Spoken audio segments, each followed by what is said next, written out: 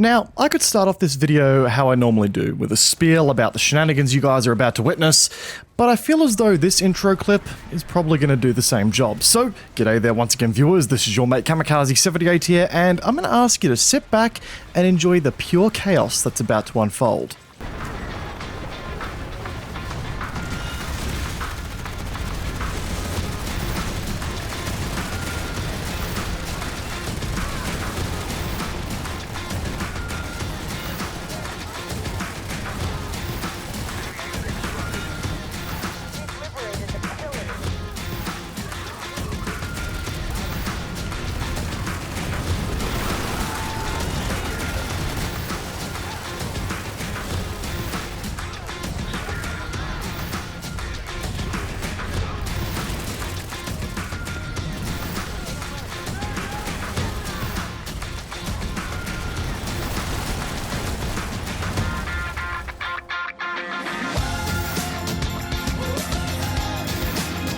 Yeah, look, one of the more unique clips that I've gotten in Planetside 2 as of late. But guys, welcome back once again to the long overdue Time to Gear Up series. The series where you guys get to chip away at my already average KDR and sanity via picking what loadouts I run for your viewing pleasure.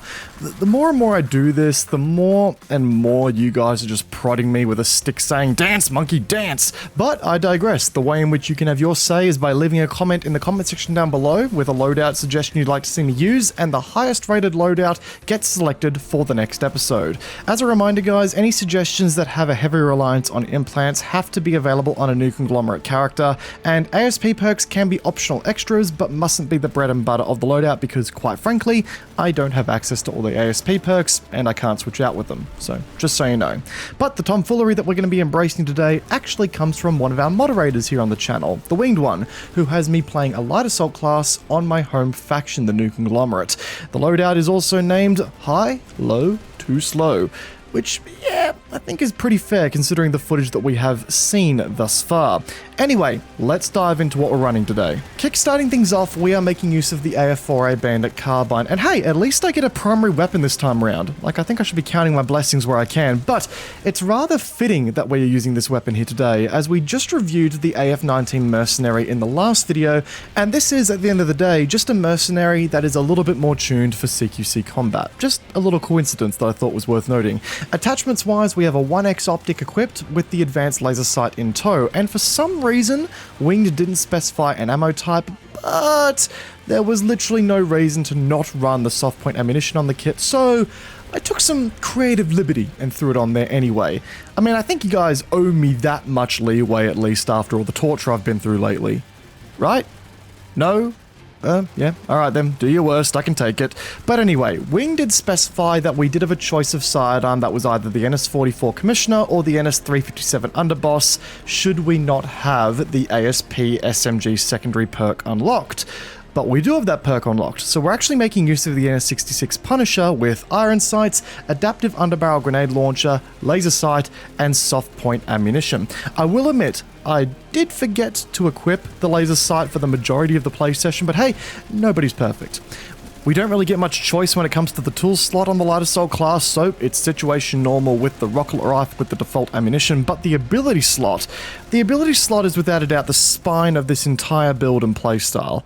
But no, we're not running skirmishers or ambusher jump jets. Hell, we're not even running Icarus jump jets, which I know is quickly becoming a part of the meta among the more competitive community. An idiot from Connery, I'm looking at you, buddy. No, we are running drifters. Not gonna lie, not exactly my first, or second, or really any of my choices for that matter, when I think of competitive, aggressive light assault builds. And yet, not gonna lie, when I saw this, I did let out a big audible groan that would suggest that I have way too many joint problems for my age, but I am willing to admit when I'm wrong. And I've never been so wrong before in my life about a light assault jump jet. And we are going to jump a little bit ahead here because a big part of the fun that came from these jump jets was really made possible by one of the key implant choices here, Cat-like 5, especially with that extra jump height and that extra crouch speed. More on that later. Additionally, we have Survivalist here, which is, while not as meta as it used to be, is still a respectable decision to make. Wrapping up the loadout in style, we have Nanowave Armor here because, while we do like to be mobile, we don't exactly want to be naked. I'll admit, armor isn't exactly the most aerodynamic thing out there, but neither is letting your Johnson fly through the air freely. We are also running the quick detonation flash grenades because, hey, being able to see is just too mainstream in this day and age. And finally, we're running medkits, sacrificing a little bit of that raw damage output that comes from C4 for additional survivability, which is honestly the right call here. And that right there is the somewhat crazed concoction that I've been tasked with using today. And I'm not going to lie, guys, while it may seem chaotic, by comparison to the bipolar-driven hot messes that you guys have been feeding me as of late via this series, this loadout is a shining star by comparison when it comes to synergy. Jesus, I can't even remember the last time the word synergy even crossed my mind with this series, let alone made its way into a video script. Anyway, if you want to try and emulate this playstyle in your play session, it's actually not that expensive, only ranging between 2,251 certs to 5,791 certs to get into, which I find kinda ironic considering the botched circumcision of a loadout from the last episode costed more to get maxed out. See kids, expensive isn't always the best. Thanks for coming to my TED Talk. But unwarranted financial advice aside, firstly, big thanks to the Winged One for throwing us a loadout here today that actually, works. Just to make sure we played it right, Wing did leave us a bit of a blurb to go over here as well. Now, let us talk about your role within any given battle. You never stand still. What you want to do is use your extra mobility to flank around enemies and catch them off guard by shooting at them while you're flying circles around them. When the time calls, you need to disengage and move around to keep them guessing as to where you'll appear next. You are the distraction and tool for chaos. Now, firstly, just out of the gate, holy shit does this class play fast. Those of you who follow me on my Twitch channel will know that I've been dabbling in some Apex Legends lately for a cheeky bit of fun, and this class makes it look like a cruisy walk in the park. I'm genuinely convinced that this is the Planetside experience while on a cocktail of just every drug under the sun. It's chaotic, it's messy, and in a lot of cases, it simply shouldn't be as effective as it is.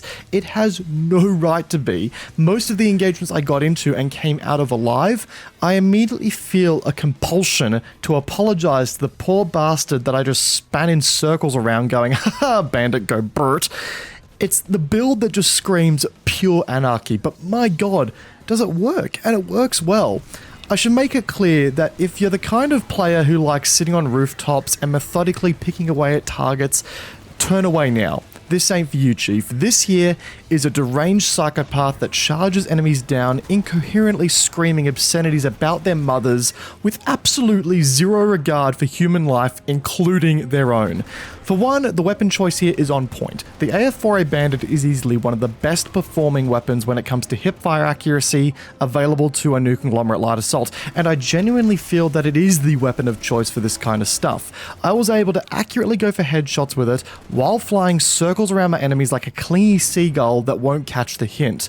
The only downside to the Bandit is the reload speed, and it's something that caught me out on many occasions, but if I timed my obscene charges into certain death right, it still ended up working.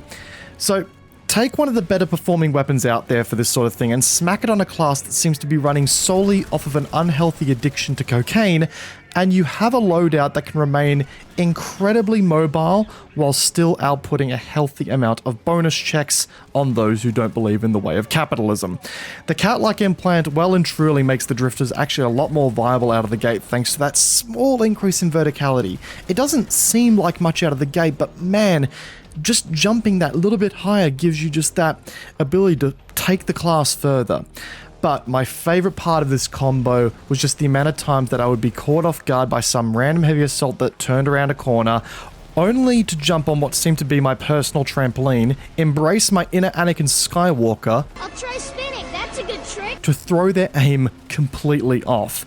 And if they did retrain their aim back on me while I was in the air, then I could just cut the power to the drifters and drop out of the sky back to the land of mortals to throw their aim off again.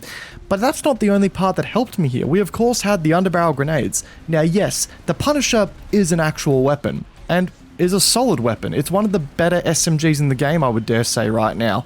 But I wasn't really using it as a weapon for 99% of the game because I was using it as a glorified trampoline, yeeting myself vertically in ways that wouldn't have once been possible with these jump jets. And I gotta say, that was a key part with my success with the loadout here. Without it, the class wouldn't have been practically half as fun as it was today, which means that, yeah, in order to enjoy this build to its full potential, you've got to put in some serious time and make use of that SMG secondary ASP build. But I'm going to be honest, all of that additional investment and time that's going to take to grind out these implants and stuff like that, it's seriously worth it. I felt like I was playing a scuffed version of Titanfall 2 while using this loadout. I escaped firefights I had no right to escape. I achieved levels of such velocity in sheer movement that I'm expecting a letter of offer from the Air Force, and it was overall some of the most dumb fun I've had playing the game in a very long time. I was expecting another headache. I was expecting the filming for this episode to take a lot longer than it did. But on the odd occasion with this series, you guys do come out with a real winner of a class. This is one of those times. This is going to become a permanent fixture in my loadouts, believe it or not. The sheer chaos, the sheer lack of caring what happens is honestly just really invigorating for Planetside 2. Like, we all spend so much time methodically picking away at how to engage a situation. This loadout just goes, nah, yeet, and flies into battle, just hoping for the best. And that lack of care was honestly just so much fun to embrace. And guys, with all that said, that's going to kind of wrap up today's Time to Gear Up episode. I hope you enjoyed it. It was a lot of fun filming this one. Again, this is some of the most fun I've had in the game in a very long time, and a big thanks goes out to the Winged One for really surprising me with this class. I didn't expect to have as much fun as I did, but now I've got a new playstyle that I can revert to from time to time when I'm really feeling like memeing about. I'm sure we're going to return to a level of scuffedness like we always do with the next episode, so guys, do your worst in the comment section down below. Let me know what moronic loadout you want me to see use next. And yeah, if you enjoyed the video, guys, hit the like button. It goes a long way with the YouTube algorithm and all that. Make sure you get subscribed to keep on to date with all future content, and make sure you follow us on all of our social medias down below, guys, to also keep up to date with everything that happens in regards to the channel. Once again, guys, I hope you enjoyed today's video. Peace out, and I will see you guys all in the next one. Take care, guys. Have a good one.